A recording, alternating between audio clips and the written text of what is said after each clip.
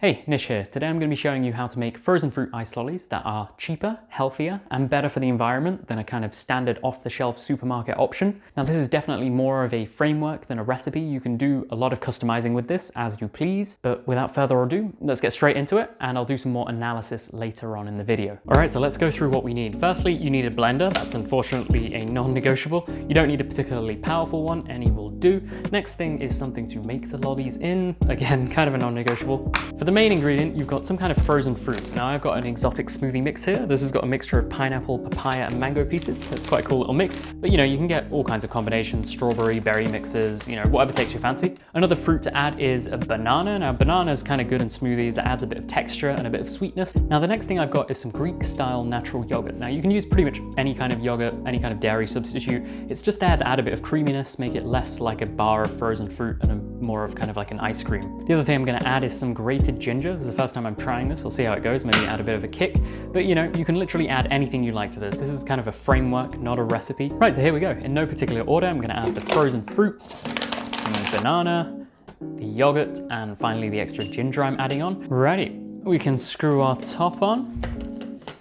See, we've got everything in there. I didn't end up using the whole of the banana, but it's fine. And we can get a blender, put it in there. And what you're going to want to do is add a bit of water in there just so it isn't too thick.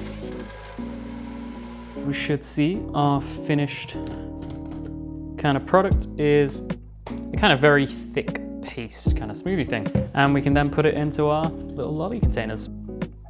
Maybe not like that. So let me just try that again. Remember not to fill them all the way because they do expand. Now it's very likely you'll end up with some excess if you didn't spill it everywhere like I did. And you know, you can just add some more water or something, have that as a nice little smoothie. And now get my sticks in there and get these carted off to the freezer.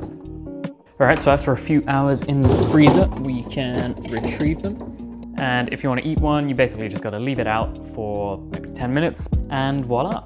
Let's move on to some analysis. All right, so I'm going to be making a comparison to this kind of generic rocket lolly type ice lolly you can get in supermarkets. First, I want to look at nutrition, and I'm only really interested in calories and sugar. This is just a little snack, not a proper food item, so I'm not so concerned about protein or fat. Now you can see here the ingredients that ended up going into the lollies. Now these proportions do not have to be adhered to the point, but it just gives you a rough idea of how much of the lolly is composed of each ingredient. So for the comparison, I've done this per 100 gram, and you can see for sugar, clearly the rocket lolly has over double the amount of sugar per 100 gram at 18 grams. Now this is a lot. Coca-Cola has 10 grams of sugar per 100 grams, so you can see the difference. Now the lollies I made here have much less sugar. Maybe they might not be sweet enough for your liking. You can add a little bit of something in there, a little bit of honey maybe, but clearly there's a big difference. Now calories on the other hand are only a bit lower, maybe only 10% lower, and this is because of the extra calories the yogurt introduces, and generally if you add a bit more yogurt then it's going to be a bit more calorific, but that's not too much of a problem. Now I could make a fuss about fiber. The homemade lollies here have about 1.5 grams per 100 gram, but that's really still not that much, even though the rocket lollies have basically 0. You could add something like spinach maybe to enhance that fiber a bit more, but I think that might start to detract from the taste. Next, let's talk about cost. This 500 gram pack of frozen fruit costs about £1.50 from Aldi. A tub of yogurt is about 60p. So based on the proportions I talked about earlier,